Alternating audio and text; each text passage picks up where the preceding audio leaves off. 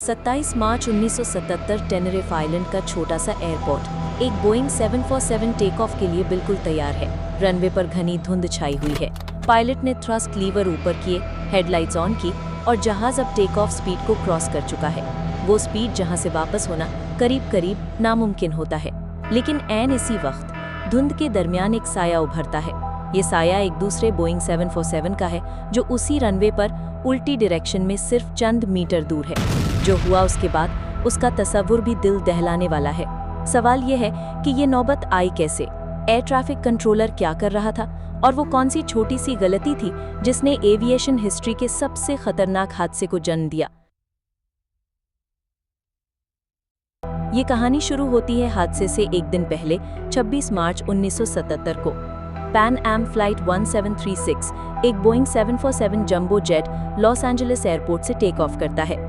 इसको न्यूयॉर्क में लैंड करके कुछ पैसेंजर्स उठाने हैं और फिर फाइनल डेस्टिनेशन है कैनेरी आइलैंड्स का शहर लास पाल्मास। लास पाल्मास कैनेरी आइलैंड्स का कैपिटल है। मोरक्को के कोस्ट से तकरीबन 100 किलोमीटर दूर स्पेन का सबसे सदर्न पार्ट। लेकिन 1977 में इस खूबसूरत मंजर के पीछे एक पॉलिटिकल टेंशन छुपा था। एक ग्रुप MPAIC स्पेन से कैनेरी आइलैंड्स की आज़ादी के लिए आवाज़ उठा रहा था और इस कैंपेन के लिए अक्सर वायलेंस का सहारा लेता था। इसी तरह के एक वायलेंट वाकया ने इस खतरनाक हादसे की वजह बना। पैन एम फ्लाइट 1736 न्यूयॉर्क के JFK एयरपोर्ट से पैसेंजर्स उठाती है और लास पाल्मास की तरफ रवाना हो जाती है। इसके कॉकपिट में है 56 साला कैप्टन विक्टर ग्रब्स, 39 साला फर्स्ट ऑफिसर रॉबर्ट ब्रैग और 46 साला फ्लाइट इंजीनियर जॉर्ज वॉन्स, साथ में 13 फ्लाइट अटेंडेंट्स और 380 पैसेंजर्स। दूसरी तरफ नेदरलैंड्स के एम्स्टर्डम एयरपोर्ट पर KLM फ्लाइट 4805 तैयार हो रही है। यह भी एक बोइंग 747 है और इसका मंजिल भी लास पाल्मास है। कॉकपिट में है 50 साला कैप्टन येकब, 42 साला फर्स्ट ऑफिसर क्लास और 48 साला फ्लाइट इंजीनियर विलियम, साथ में 11 फ्लाइट अटेंडेंट्स और 235 पैसेंजर्स। ये जहाज भी एम्स्टर्डम से उड़ान भर लेता है। जब ये दोनों जहाज लास पाल्मास की तरफ बढ़ रहे थे, इसी दौरान लास पाल्मास एयरपोर्ट पर दो आदमी टर्मिनल बिल्डिंग की तरफ बढ़ते हैं। वो एक फ्लावर शॉप के बाहर एक बैग रखकर गायब हो जाते हैं। ये बैग कोई मामूली बैग नहीं था। इसमें एक काउंटडाउन टाइमर के साथ बॉम्ब लगा हुआ था। दोपहर 1 बजे एयरपोर्ट की रिसेप्शन पर एक फोन कॉल आती है। दूसरी तरफ वाले शख्स अपना ताल्लुक MPAIC ग्रुप से जाहिर करता है और कहता है कि अगले 15 मिनट में बॉम्ब ब्लास्ट होगा। एयरपोर्ट का अमला फौरन हरकत में आता है और 15 मिनट से पहले पूरा एयरपोर्ट खाली करवा देता है। ठीक 15 मिनट बाद एक जोरदार धमाका होता है। टर्मिनल बिल्डिंग की छत का एक बड़ा हिस्सा गिर जाता है। इस ब्लास्ट की वजह से लास पाल्मास एयरपोर्ट की तमाम सरगर्मियां बंद कर दी जाती हैं। तमाम फ्लाइट्स कैंसिल और इनकमिंग फ्लाइट्स को डाइवर्ट किया जाता है। KLM फ्लाइट 4805 लास पाल्मास के करीब पहुंचती है, लेकिन एयर ट्रैफिक कंट्रोलर उनको बॉम्ब ब्लास्ट की खबर देता है और टेनेरिफ आइलैंड की एयरपोर्ट पर लैंड करने की हिदायत देता है। KLM के कैप्टन 25 मिनट की उड़ान के बाद दोपहर 1:38 पर टेनेरिफ एयरपोर्ट के रनवे 30 पर लैंड करते हैं। उसी वक्त पैन एम फ्लाइट 1736 भी लास पाल्मास के करीब पहुंचती है और उसको भी टेनेरिफ एयरपोर्ट पर डाइवर्ट किया जाता है। देखते ही देखते टेनेरिफ एयरपोर्ट पर रश बढ़ जाता है। टेनेरिफ एयरपोर्ट एक छोटा सा एयरपोर्ट है, पहाड़ी इलाके में, अटलांटिक ओशन से करीब 2000 फीट की ऊंचाई पर। जब दोनों जहाज लैंड करते हैं, विजिबिलिटी ठीक थी, लेकिन अब अचानक बादल रनवे पर आने से विजिबिलिटी 300 मीटर तक कम हो जाती है और दूसरे ही लम्हे 2 किलोमीटर तक क्लियर हो जाती है। पैसेंजर्स को उतार दिया जाता है ताकि वो लंबी फ्लाइट के बाद फ्रेश हो सके।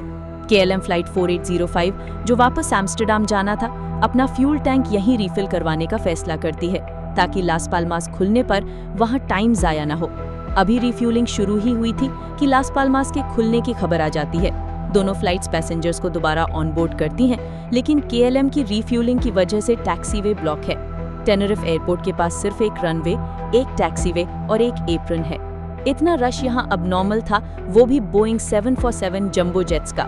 KLM की रिफ्यूलिंग खत्म होने तक पैनाम को टर्मिनल के पास वेट करना पड़ता है। 4:45 बजे KLM रिफ्यूलिंग खत्म करता है और टैक्सीवे से हटने की तैयारी शुरू करता है।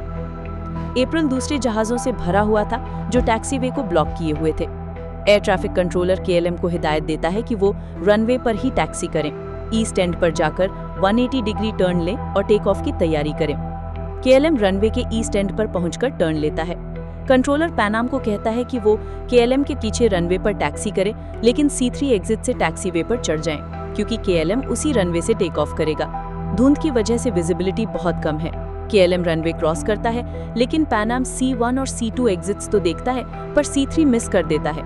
C3 एग्जिट एप्रन की तरफ जाता था, शायद इसी वजह से वो कंफ्यूज हो गए। दूसरा, टेनरिफ एयरपोर्ट पर साइन मार्क्स की कमी थी। रनवे एग्जिट्स के इशारे टारमैक पर ही होते थे, लेकिन यहाँ ये मिसिंग थे। जब पैन एम C2 क्रॉस कर रही थी, KLM के कैप्टन कंट्रोल टावर से टेक ऑफ परमिशन मांगते हैं। यहाँ से कंफ्यूजन का सिलसिला शुरू होता है। कंट्रोल टावर दोनों जहाज़ों को धुंध की वजह से देख नहीं सकता और इस एयरपोर्ट पर रडार सिस्टम भी नहीं था। कंट्रोलर KLM को टेक ऑफ के बाद का रूट बताता है, लेकिन कहीं भी क्लियर परमिशन नहीं देता। लेकिन KLM के कैप्टन समझते हैं कि उनको परमिशन मिल गई है। वो कहते हैं we are at take off. ये क्लियर नहीं कि उन्होंने एट टेक ऑफ कहा या टेकिंग ऑफ। कंट्रोल टावर जवाब देता है ओके, लेकिन चंद सेकंड्स बाद कहता है stand by for take off, I will call you.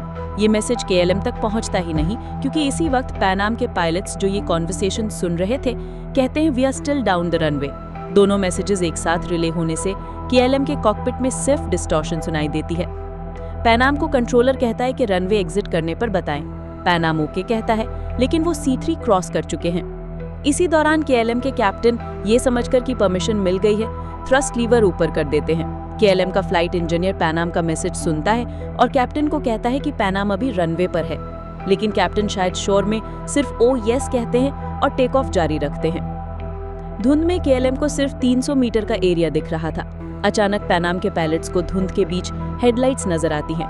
पहले उन्होंने सोचा कि KLM रुका हुआ है, लेकिन अगले ही लम्हे उन्हें एहसास होता है कि वो तेजी से उनकी तरफ आ रहा है। वो जहाज को मोड़ने की कोशिश करते हैं, लेकिन अब बहुत देर हो चुकी थी। KLM का राइट इंजन पैन एम के फर्स्ट क्लास पोर्शन को उड़ाता हुआ ले जाता है। लैंडिंग गियर टूट जाता है और KLM 150 मीटर दूर जा गिरता है। फुल फ्यूल टैंक की वजह से जहाज में खौफनाक आग भड़क उठती है। KLM के 248 पैसेंजर्स मौके पर ही हलाक हो जाते हैं। पैन एम के पैसेंजर्स को सोचने का भी मौका नहीं मिलता। फर्स्ट क्लास के पैसेंजर्स मौके पर खत्म हो जाते हैं, लेकिन इकोनॉमी क्लास के कुछ पैसेंजर्स छत में सुराग से निकल पाते हैं।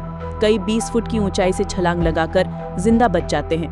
पैन एम के 396 पैसेंजर्स में से सिर्फ 61 लोग जिंदा रह पाते हैं। टेनरिफ एयरपोर्ट डिजास्टर एविएशन इंडस्ट्री के लिए वेकअप कॉल था। इसके बाद कॉल साइंस के रूल्स बदले, एयरपोर्ट्स पर रडार मैंडेटरी किया गया और रनवे पर होल्डिंग पॉइंट्स और इंडिकेटर्स लाजमी करार दिए गए। टेनरिफ एयरपोर्ट डिजास्टर एक सबक है कि छोटी सी गलती कितनी बड़ी तबाही ला सकती है। ये 583 जानों का खौफनाक खात्मा एविएशन हिस्ट्री का सबसे बड़ा हादसा बन गया।